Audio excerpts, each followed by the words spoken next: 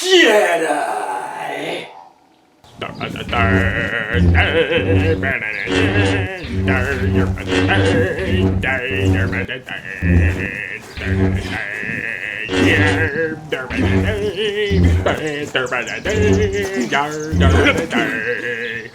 You're ready.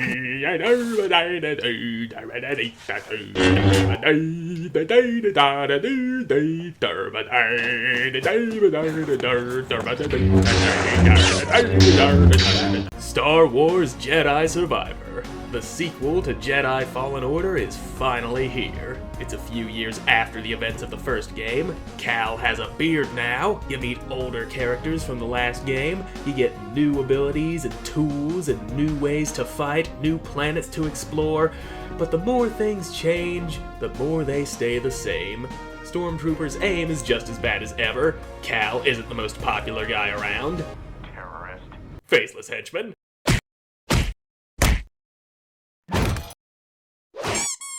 And of course, you're still a Jedi. And being a Jedi, you get to do things like this. This being a Star Wars game, it's very cinematic, story-driven, and loaded with copyrighted music that I'm not allowed to use in this video. I'm also going to avoid talking about the story to not spoil anything for those of you who want to experience that for yourselves. So let's start the game up for real. Optimizing performance for your PC? Well, thank you for reminding me how bad my PC is. Yeah, it's a rock, but it works. The combat doesn't change much from Fallen Order. You have your basic attacks and your blocks, and you can block just before you get hit to parry and wear down the enemy's stamina to create an opening, or you can just wail on them to break their guard. You can parry incoming blaster fire to reflect the shot back at the guy shooting at you. You can use force powers to push or pull enemies. I doubt that. But you can't just use the Force all the time. You have a limited amount of Force power and it goes back up when you hit someone, so you have to actually go on the offensive. If you try to block too much, you'll run out of stamina and be left vulnerable, and some attacks can't be blocked. Enemies will parry you if you keep hitting them, so you can't just mindlessly mash the attack button to win every fight. It's a complex dance of aggression and evasion. It's fun and engaging, with new layers added by the stance system, different ways to wield your lightsaber that drastically change your playstyle. From the very beginning, you have the single saber, a perfect balance of attack, defense, and speed, good for any situation, and the double-bladed stance. It doesn't hit very hard, but it has a wide area of effect, great for crowd control, and it can reflect an entire volley of blaster fire all at once. The dual-wield stance, while lacking in power and defense, it's incredibly fast and can burn down enemies in the blink of an eye. It also comes with an auto-parry button. Blaster stance, lightsaber in one hand and a blaster in the other. You have a limited amount of ammo, but it works just like your force power. You cut people open and their blood turns into bullets. Great for picking off weaker enemies at a distance and sneaking in damage while they're winding up for an attack or breaking their guard and then rushing in. And finally, the crossguard stance. It swings slowly, but it has a long reach, hits like a truck, and has a very high defense. But considering how slow it is, you have to carefully pick your openings or you'll just leave yourself open. You can't just use any stance at any time. You can only have two equipped at a time and switch between them. There's a stance for everyone. You want to be a jack of all trades? There's a stance for that. Do you want to play defensively? There's a stance for that. Do you want to be fast and aggressive? Or do you favor a more calculated, deliberate approach? There's a stance for that. Do you want to sit in the corner and make animal noises? There's a stance for that too. Force powers have uses outside of combat as well, opening pathways and puzzle solving, and you don't run out of force when you're not fighting anything, so you can push and pull objects as much as you want. But as a great Jedi Master once probably said, be careful what you tug on, or you might hit yourself with a rock, stupid. You unlock new force powers and gather new tools as you go, giving you more options for movement and solving puzzles you couldn't before, adding Metroidvania elements to the Souls-like gameplay and level design. You can explore off the beaten path to find boxes with cosmetic items to customize your lightsaber, new clothes, parts for your droid, a beard.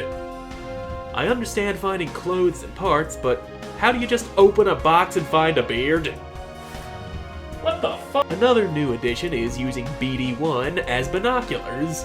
Lets you get a lay of the land and place markers on things you see in the distance, which I can see being useful in a vast open world, where you see something you want to check out later and mark it so you don't forget, but seeing how most levels are pretty linear, it doesn't really lend itself well to this game. The traversal segments are back, and they feel pretty good to get right, but it's not all just mindless climbing and jumping. Hazards start showing up later, forcing you to time your moves.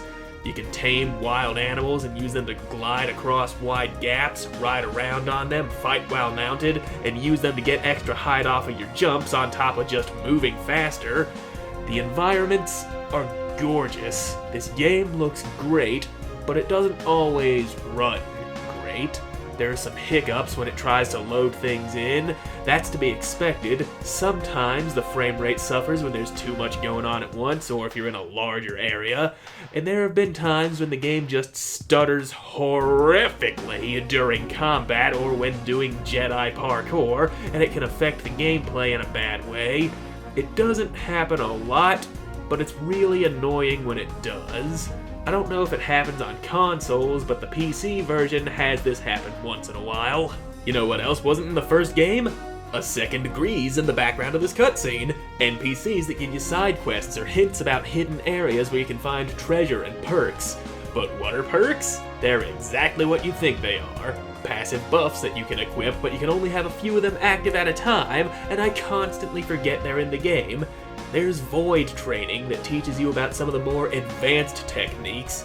You also get people to fight at your side in some segments, which is especially useful when you're up against so many stronger enemies at once. You can order them to use a special attack on the guy you're targeting, hitting them for a lot of damage or stunning them.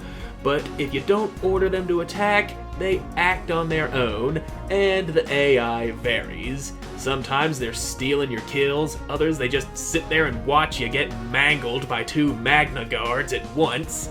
Thanks for distracting one of them for me, Bode!